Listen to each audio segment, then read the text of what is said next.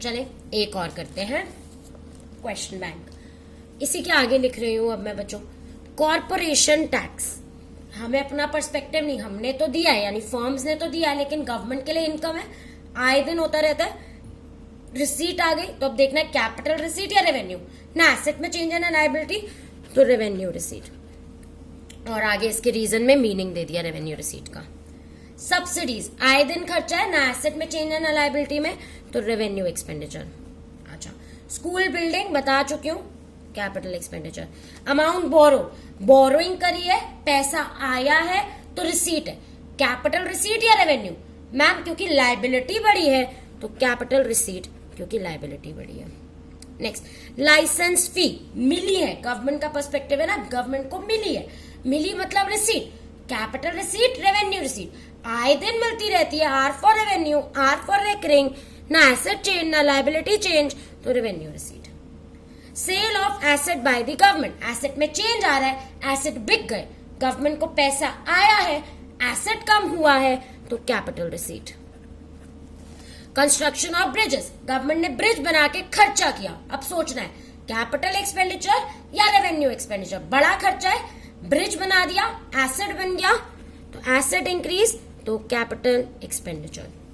Foreign add against flood victim, अगर नहीं लिखा पेड यानी हम मानेंगे हमें मिला है, फॉरेन हेल्प मिली है हमें।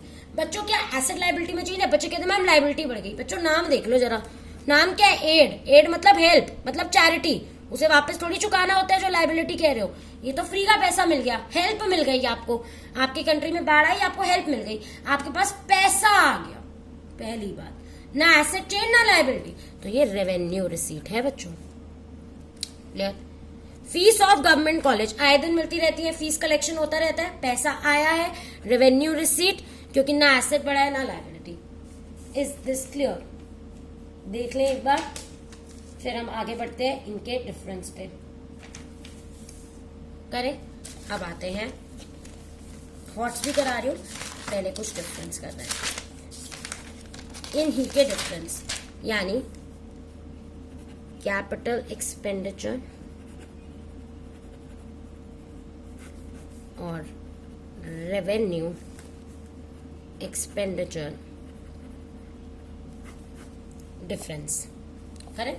चल, करने से पहले आपको सबसे पहले तो इनका क्या आना चाहिए बच्चों, मीनिंग, जो कि बहुत ही इंपॉर्टेंट है। तो देख लेते हैं मीनिंग। तो सबसे पहले मैंने बोला था कैपिटल एक्सपेंडिचर में एसेट लायबिलिटी चेंज, नाम देखो, मीनिंग भी कई बार बच्चों से लर्न नहीं हो पाता। एक्सपेंडिचर खर्चा हुआ है, और एसेट लायबिलिटी में चेंज, खर्चा तब होता है जब एसेट खरीदते हैं या लायबिलिटी चुकाई होगी, इसलिए इसका मीनिंग बना those expenditure which either create an asset or reduction or cause a reduction in the liability of government। अब इसका मीनिंग इसी से निकाल दिया, अपने आंसर्स में मीन बेसिस भी लिखा करो। क्लियर? मैं नोट्स दे रही हूँ क्योंकि बेटा मेरे को तो आपको नॉर्मल बस समझा रहे हैं कॉन्सेप्ट्स। थ्योरी के नोट्स तो ऑब्वियसली जब ऑन क्लास होती है तो मैं लिखवाती हूँ आपको notes, but then I will make this notes available, but also you have your books with you बच्चों। रेवेन्यू एक्सपेंडिचर सेम डेफिनेशन है बच्चों, बस आइदर और की जगह नाइदर नॉर, यानी ये वो खर्चे हैं जिनसे ना ही एसेट बनता है ना लायबिलिटी कम। तो दोज एक्सपेंडिचर्स विच नाइदर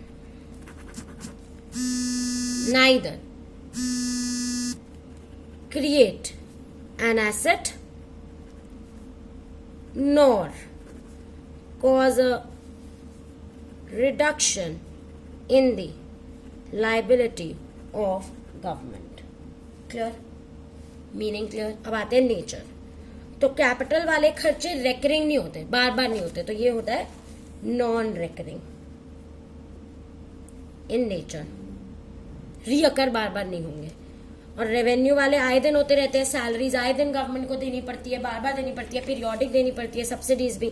तो R for recurring, R for revenue, recurring in nature, day to day activities involve है क्योंकि इसमें। क्लियर है? अच्छा, तीसरा एग्जाम्पल दे देंगे दोनों का एक एक। तो हमने कहा देखो कैपिटल एक्सपेंडिचर में क्या क्या दोगे भैया, बहुत इजी, कोई भी एसेट बनाने का दे दो, यानी हमने कहा expenditure on purchase of asset या स्कूल बिल्डिंग, ठीक है, या रीपेमेंट ऑफ लोन, दोनों दे दिया एसेट लाइबिलिटी का। रेवेन्यू एक्सपेंडिचर भैया आए दिन जो होते हैं, पेंशंस, सैलरीज, इंटरेस्ट पेड है ना, कि देना है खर्चा, ये हो गया। फिर चौथा पर्पस, इनका पर्पस क्या है। तो बच्चों देखो यहाँ पर बेसिकली क्या है, तो हमने कहा रेवेन्यू एक्सपेंडिचर तो इसलिए किए जाते हैं ताकि नॉर्मल रनिंग हो सके। भाई अगर सैलरी नहीं दोगे, पेंशन नहीं दोगे, इंटरेस्ट नहीं दोगे, तो normal day to day activities कैसे होंगी। तो it is incurred for the normal running of government departments. तो रेवेन्यू एक्सपेंडिचर आए दिन इसलिए किए जाते हैं क्योंकि अगर सैलरी नहीं दोगे तो डिपार्टमेंट कैसे चलेगा। तो हमने कहा it is incurred purpose for the purpose of running या for the purpose of normal running of government departments. और कैपिटल वाले खर्चे आप क्यों करते हो, ताकि एक एसेट बना सको इकोनॉमी में। क्लियर। तो हमने कहा ये हम क्यों करते हैं भैया, obviously purpose for the acquisition of assets. Clear है। नेक्स्ट, रेवेन्यू एक्सपेंडिचर, जो मैं बोलूंगी पढ़ने के लिए सिर्फ उतना ही इस चैप्टर में पढ़ेंगे, जैसे मैं पढ़ाती जाती हूँ वैसे वैसे चलते रहेंगे। हर एक टॉपिक होगा बट भागेंगे नहीं, जो मैं बोल रही हूँ सिर्फ उतना उतने टॉपिक पढ़ते जाएंगे।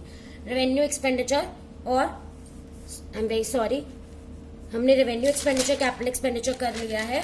अब रेवेन्यू रिसीट्स और कैपिटल रिसीट्स में डिफरेंस।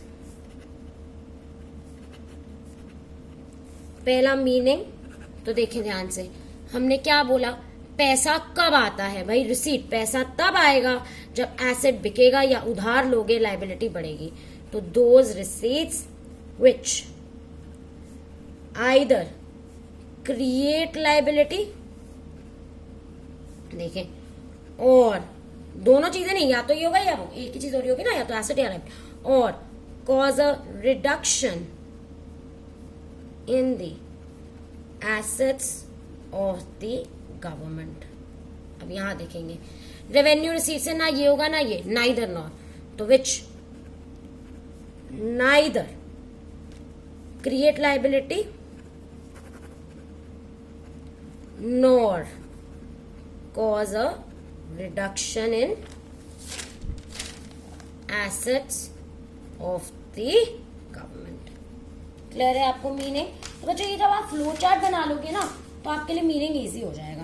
क्लियर। अब नेचर, जैसे मीनिंग के बाद नेचर क्या था, तो मैं बार बार बता ही चुकी हूँ, कैपिटल रिसीट और रेवेन्यू रिसीट। तो रेवेन्यू रेकरिंग होती है, बार बार होती है, तो रीअकरिंग या रेकरिंग इन नेचर, और ये non recurring and non regular in nature, irregular होते हैं ये। क्लियर है। नेक्स्ट एग्जाम्पल, तो तीन चीजें तो याद ही रखो, हर एक का मीनिंग याद रहता है, नेचर याद रहता है, रेकरिंग नॉन रेकरिंग, और एग्जाम्पल याद रहता है। कैपिटल रिसीट बहुत सारी दे दो, आपने कहा रिसीट वो है जब आप बोरो करोगे तो बोरोइंग्स, या आपने कहा एसेट पे करोगे तो सेल ऑफ एसेट लिख देना। ऐसे ही रेवेन्यू रिसीट्स में जो आए दिन होता रहता है भाई, टैक्स रेवेन्यू गवर्नमेंट को होता रहता है। क्लियर है। या interest receive, dividend received, receive word लिख देना। अब आते हैं फ्यूचर ऑब्लिगेशन। तो आपने देखा बच्चों, इनके डिफरेंस लर्न करने बहुत आसान है क्योंकि 3 पॉइंट्स तो सबके सेम है, meaning, nature, example. Meaning, nature, example तीनों में। बस capital expenditure, revenue expenditure purpose learn करना है कि करते क्यों है। तो हमने कहा कैपिटल एक्सपेंडिचर एसेट खरीदने के लिए, और revenue expenditure day to day running of the enterprises के लिए या गवर्नमेंट डिपार्टमेंट्स के लिए। इसमें आपको जो एक पॉइंट लर्न करना है वो है फ्यूचर ऑब्लिगेशन का बेसिस। उसमें क्या है बच्चों, तो वो ये कह रहे हैं बच्चों, ये जो रिसीट्स होती हैं क्योंकि इनमें लाइबिलिटी बढ़ रही होती है, जैसे बोरोइंग, आपने उधार लिया, तो एक ऑब्लिगेशन रहेगी आपके ऊपर, एक जिम्मेदारी रहेगी, एक ड्यूटी रहेगी कि आपको वो उधार चुकाना पड़ेगा। फ्यूचर ऑब्लिगेशन है आप पे। वेराज जो ये वाली रिसीट होती है, जो गवर्नमेंट टैक्स ले रही है, गवर्नमेंट टैक्स वापस करती है, क्या कोई ऑब्लिगेशन नहीं है। तो हमने कहा क्योंकि इसमें लाइबिलिटी बढ़ रही होती है, कैपिटल रिसीट में लोन ले रहे हैं आप, तो there is a future obligation. तो आप इससे भी चेक कर सकते हैं, future obligation to return the amount along with interest. ठीक है, हर के लिए नहीं, हम कह रहे कैपिटल रिसीट लाइक बोरोइंग। तो हमने कहा in case of capital receipts like borrowing there is a future obligation to return the amount. Whereas revenue receipt की बात करें तो देयर इज, आप वापस नहीं करते हैं ये सब टैक्स रेवेन्यू, तो there is no future obligation, आप पे कोई ऑब्लिगेशन नहीं है to return the amount. Clear है? अब जितना मैंने पढ़ाया है उसके बेसिस पे आपको भी कौन कौन से पेजेस अपने बुक से करने हैं मैं वो बता देती हूँ। ऑब्जेक्टिव के बाद आप रेवेन्यू रिसीट की डेफिनेशन करेंगे बच्चों, तो रेवेन्यू रिसीट डेफिनेशन एक कवर करेंगे। देन इसके बाद आप कवर करेंगे रेवेन्यू रिसीट, और बात बच्चों जो बीच में पेजेस आ रहे हैं वो कवर अभी नहीं करेंगे, वो मैं जब कराऊंगी तब कवर करेंगे, मैं बाबा बोल रही हूँ। फिर आप करेंगे कैपिटल रिसीट की डेफिनेशन, लिख लीजिएगा, सिर्फ यही लर्न करते और पढ़ते रहेंगे जो मैं साथ साथ करा रही हूँ। रेवेन्यू रिसीट की डेफिनेशन, कैपिटल रिसीट की डेफिनेशन। क्लियर? सोर्सेज अगर मैं मना कर रही हूँ तो नहीं करने, ना सोर्सेज करने हैं अभी, ना ये नॉन टैक्स टैक्स करना है, मैं ही पढ़ाऊंगी अभी, जितना कराया उतना। फिर रेवेन्यू रिसीट और कैपिटल रिसीट में difference, revenue receipt versus capital receipt में डिफरेंस। फिर items as revenue and capital receipt में जो आप छोड़ेंगे वो है 3rd, 5th और 10th, ये हॉट्स हैं, ये मेरी नेक्स्ट वीडियो में है। क्लियर? अभी जो आपको मैं दे ही रही हूं, तो revenue and capital receipt, items categorized as revenue and capital receipt. Clear? जिसमें आपको 3rd, 5th और 10th नहीं करके items categorized as revenue and capital receipt. और आप देखेंगे नहीं आंसर, खुद ट्राई करेंगे कि आप क्लासिफाई कर पा रहे हैं या नहीं। क्लियर? फिर आप करेंगे कैपिटल एक्सपेंडिचर का मीनिंग।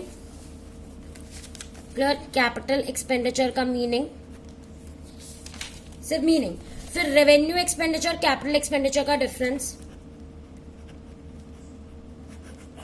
फिर items categorized as revenue and capital expenditure. Clear? सिर्फ इतना आपको करना है, फिर उसके बाद मैं आगे कराऊंगी।